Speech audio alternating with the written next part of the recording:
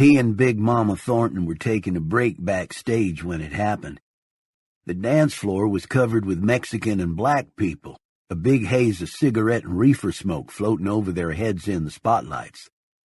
White people were up in the balcony, mostly lowrider badasses wearing pegged drapes and needle-nose stomps, and girls who could do the dirty bop and managed to look bored while they put your flopper on autopilot. Then we heard it. One shot. Pow! Like a small firecracker. Johnny's dressing room door was partly open, and I swear I saw blood fly across the wall just before people started running in all directions. Everyone said he had been showing off with a .22, spinning the cylinder, snapping the hammer on what should have been an empty chamber. But R&B and rock and roll could be a dirty business back then, get my drift? Most of the musicians, white and black, were right out of the cotton field or the Assembly of God church. The promoters and the record company executives were not. Guess whose names always ended up on the song credits, regardless of who wrote the song. But no matter how you cut it, on Christmas night 1954, Johnny Ace joined the Hallelujah Chorus, and Eddie Ray Holland and I lost our chance to be the rockabillys who integrated R&B. Johnny had promised to let our band back him when he sang Pledging My Love that night. In those days, Houston wasn't exactly on the cutting edge of the civil rights movement. We might have gotten lynched, but it would have been worth it. Listen to Pledging My Love sometime and tell me you wouldn't chuck your box in the suburbs and push your boss off a roof to be 17 and hanging out at the drive-in again. 1954 was the same year we met the kid from Mississippi Eddie Ray used to call the Greaser, because that boogie haircut of his looked like it had been hosed down with 3-in-1 oil. But teenage girls went apeshit when the Greaser came on stage at the Louisiana Hayride, screaming their heads off, throwing their panties at him, crushing the roof of his caddy to get into his hotel window, tearing out each other's hair over one of his socks. I even felt sorry for him. When they got finished with him, he usually looked like he'd been shot out of a cannon. I think the guy is a spastic. It's not an act, Eddie Ray said. Johnny Ray wears a hearing aid on stage. Fats Domino's mother probably thought she gave birth to a bowling ball, I said. Jerry Lee looks like somebody slammed a door on his head. The Greaser played on Beale Street with Furry Lewis and Ike Turner. Give the guy some credit. Shut up, R.B., Eddie Ray said. I didn't argue. I knew Eddie Ray didn't carry grudges or envy people. Things just weren't going well for our band, that's all. The beer joint circle was full of guys like us, most of them talented and not in it for the money either. On average, the total pay wasn't more than $50 a gig. The whole band usually traveled and slept in a couple of cars with the drums in the trunk and the other instruments roped on top. We lived on Vienna sausage, saltine crackers, and Royal Crown colas, and brushed our teeth and took our baths in gas station lavatories. The big difference with our group was Eddie Ray. He played boogie-woogie and blues piano and a Martin acoustic guitar and could make oil field workers wipe their eyes when he sang The Wild Side of Life. Girls dug him, too. He had a profile like the statues of those Greek heroes, with the same kind of flat chest and stomach muscles that looked like rolls of quarters and smooth skin that had never been tattooed. Not many people knew that Eddie Ray still heard bugles blowing in the hills south of the Yalu River. I was at the Chosin Reservoir, too, but Eddie Ray got grabbed and spent over 2 years at a prisoner of war camp in a place called No Name Valley. He always said 400 of our soldiers got moved up into Red China where they were used in medical experiments. I could tell when he was thinking about it because the skin around his left eye would twitch like a bumblebee was fixing to light on it. So why would a stand-up guy like Eddie Ray be bothered by a kid from Tupelo, Mississippi? Remember when I mentioned the gals who could start your flopper flipping around in your slacks like it has a brain of its own? This one's name was the Gin Fizz Kitty from Texas City, She had gold hair, cherry lipstick, and blue eyes that could look straight up into yours like you were the only guy on the planet. When Eddie Ray and I first saw her, 6 months before we were supposed to have our breakthrough moment with Johnny Ace, she was singing at a roadhouse called Buster's in Vinton, Louisiana. Outside, the heat had started to go out of the day, and through the screens we could see a lake and beyond it a red sun shining through a grove of live oak trees. We were at the bar, drinking long-necked jacks and eating crab burgers, a big bladed window fan blowing cool in our faces. But Eddie Ray couldn't concentrate on the fine evening and the good food and the coldness of the beer. His attention was fixed on the girl at the microphone, and the way her purple cowboy shirt puffed and dented and changed colors in the breeze from the floor fan, the way she closed her eyes when she opened her mouth to sing, like she was offering up a prayer. "What a voice. I'm going to ask her over," he said. "I think I've seen her before, Eddie Ray," I said. "Where?" I looked at his expression, the sincerity in it, and wanted to kick myself. "At the Piggly Wiggly in Beaumont," I said. "Thanks for passing that on, I'll be." He invited her to have a beer with us during her break. She didn't drink beer, she said. She drank gin fizzes. And she drank more of them in 15 minutes than I ever saw anyone consume in my life. I thought we were going to get hit with a bar bill that would bankrupt us for the next month. But it all went on her tab, which told me she had a special relationship with the owner. When Eddie Ray went to the can, she smiled sweetly and asked, "You got some reason for staring at me, R.B.? I know you from somewhere?" "No, ma'am, I don't think so," I replied, my face as blank as a shingle. "If you got a haircut and tucked in your shirt and pulled up your breeches, you'd be right handsome. But don't stare at people. It's impolite." "I won't, I promise," I've said, and wondered what we were fixing to get into. I soon found out.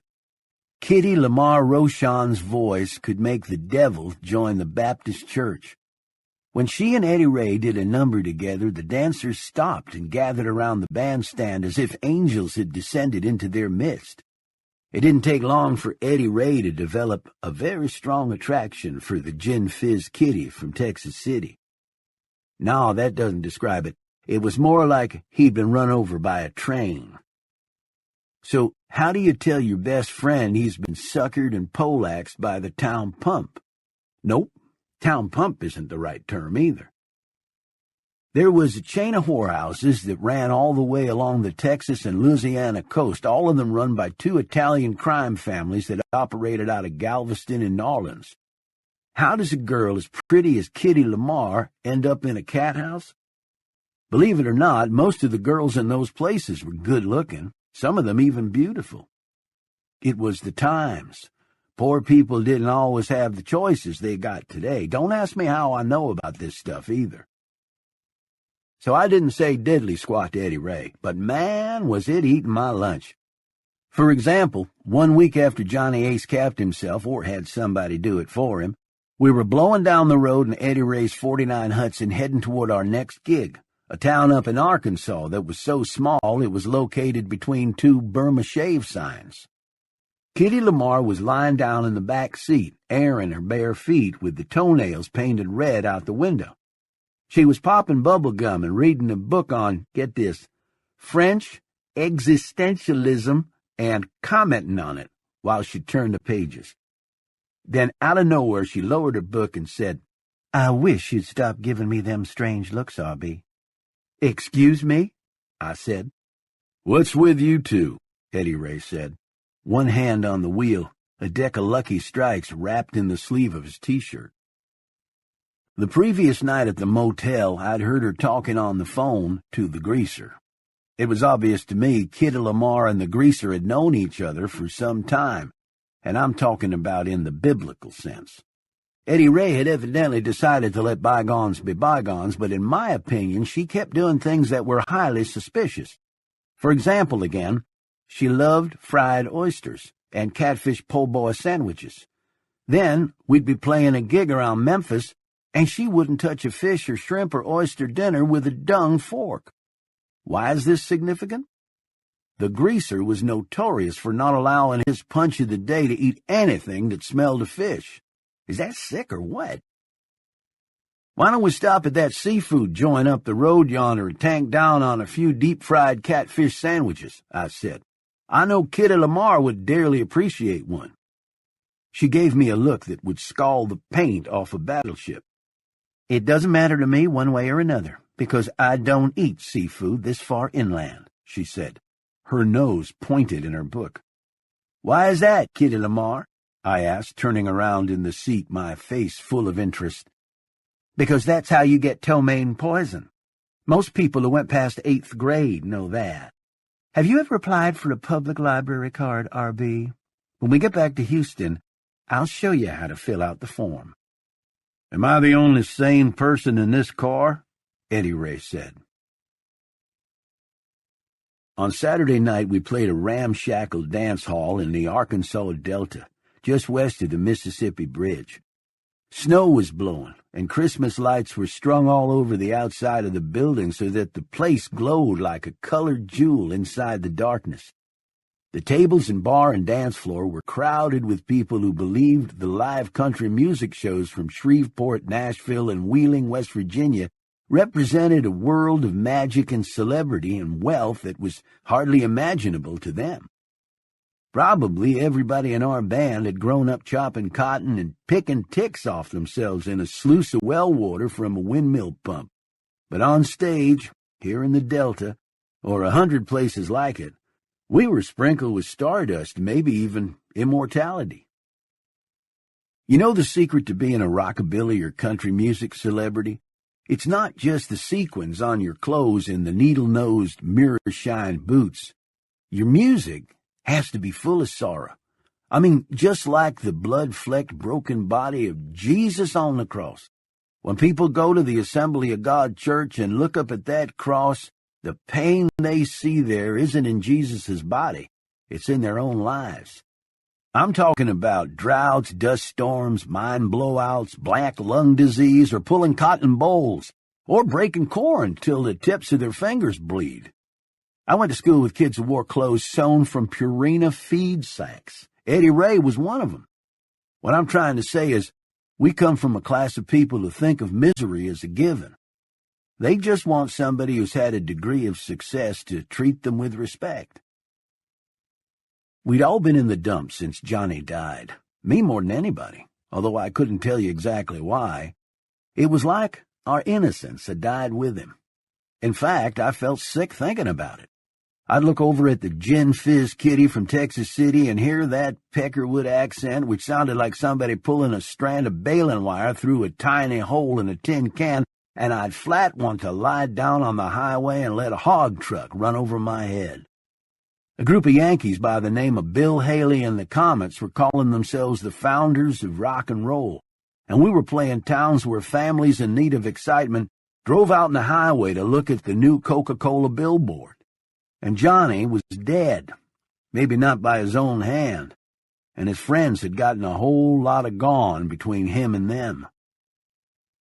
But that night in the Arkansas Delta, with the dancers shaking the whole building, it was like we were young again, unmarked by death, and the earth was green, and so was the country, and wonderful things were about to happen for all of us.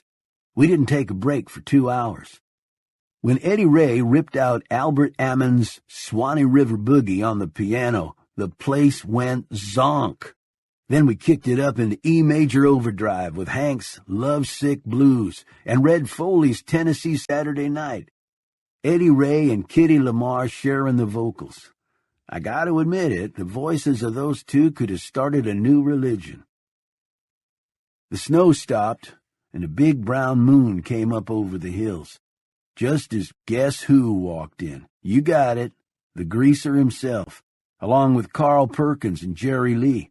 All three of them decked out in sport coats, two-tone shoes, and slacks with knife-edged creases.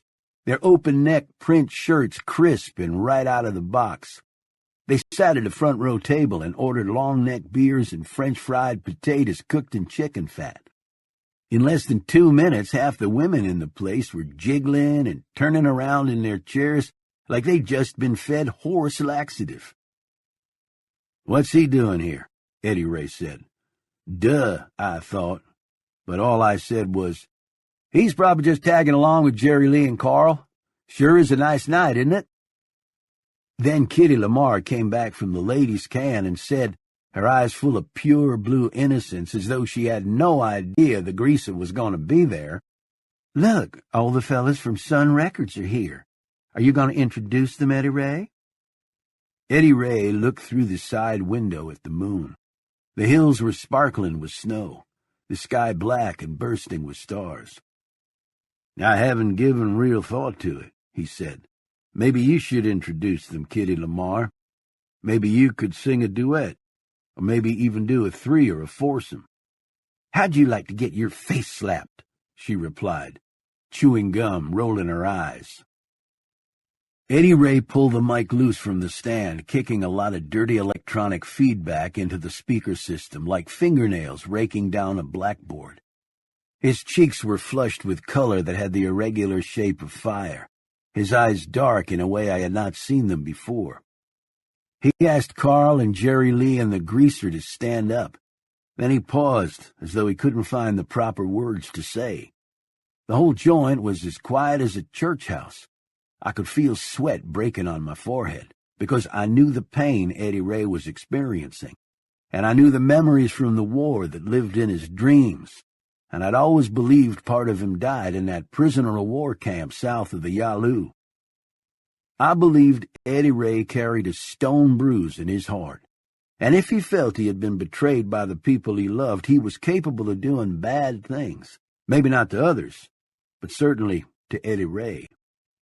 It wasn't coincidence that he and Johnny Ace had been pals. The floor lights on the stage were wrapped with amber and yellow cellophane, but they seemed to burn red circles into my eyes. Jerry Lee and Carl were starting to look uncomfortable, and the crowd was too, like something really embarrassing was about to happen. "Say something," Kitty Lamar whispered. But Eddie Ray just kept staring at the greaser, like he was seeing his past, or himself, or maybe our whole generation before we went to war.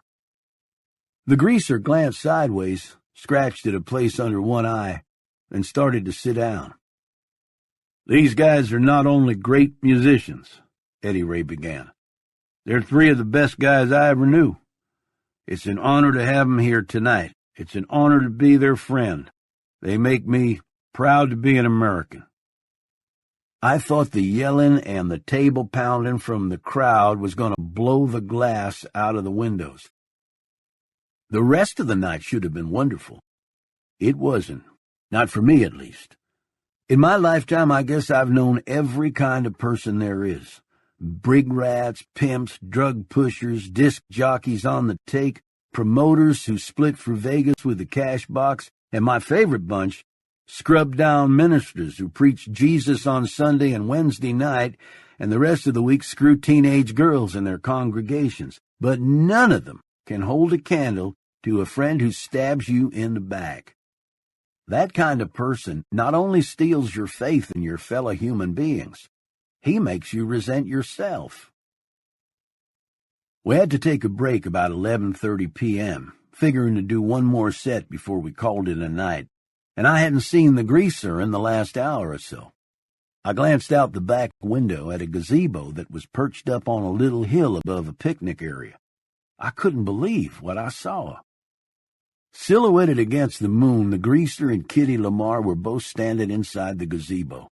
The greaser bending down to water so their foreheads were almost touching, her tatas standing up inside her cowboy shirt like the upturned noses on a pair of puppy dogs. I felt sick inside. No, that doesn't describe it. I wanted to tear the greaser apart and personally drive Kitty Lamar down to the bus depot and throw her and her puppy dogs on the first westbound headed for Big D and all points south. But that would have been easy compared to what I knew I had to do. I'd kept my silence ever since we'd first met Kitty Lamar at the Roadhouse in Vinton. Now I was the guy who'd have to drive the nail through Eddie Ray's heart. Or at least that was what I told myself. I waited until he and I were alone, at breakfast the next day, in a restaurant with big windows that looked out on the Mississippi River. Eddie Ray was fanging down a plate of fried eggs, ham, grits, and toast and jam, hammering ketchup all over it, his face rested and happy. "I got to tell you something," I said. "It's not necessary. Eat up." "You don't even know what I was going to say." "You're worried about the greaser.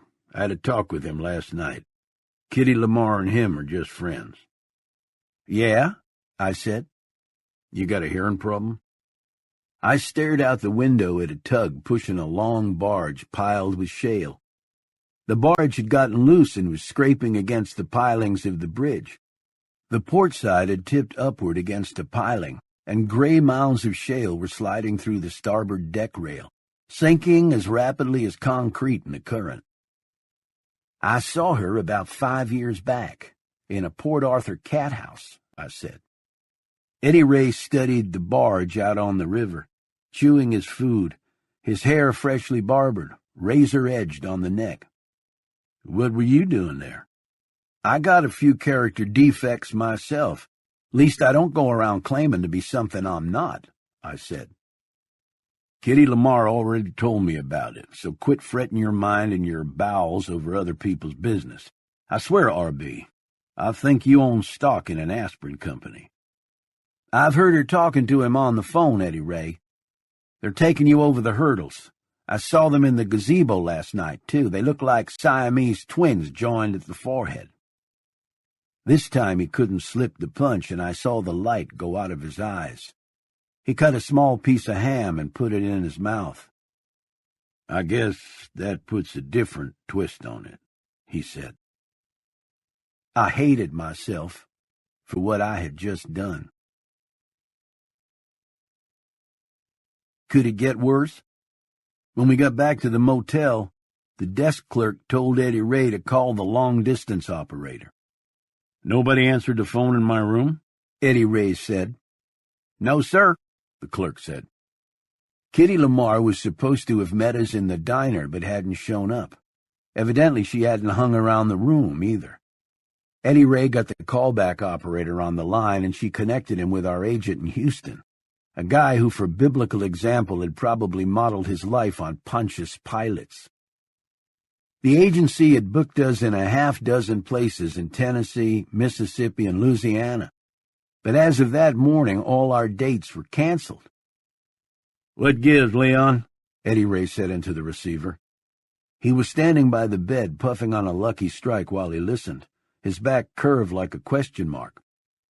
"Investigation? Into what? Listen to me, Leon. We didn't see anything. We don't know anything. We didn't do anything. I've got a total of $37.40 to get us back to Houston. The air is showing through my tires. Are you listening?" The line went dead. Eddie Ray removed the receiver from his ear, stared at it, and replaced it in the telephone cradle. "Do you have to be bald-headed to get a fuller brush root?" he said. "Leon sold us out for another band?" I said. "He says some Houston cops want to question us about Johnny's death." "Why us?" "They wonder if we saw a certain guy in Johnny's dressing room." Then Eddie Ray mentioned the name of a notorious promoter in the music business, a mobbed-up guy who operated on both sides of the color line and scared both black and white people cross-eyed.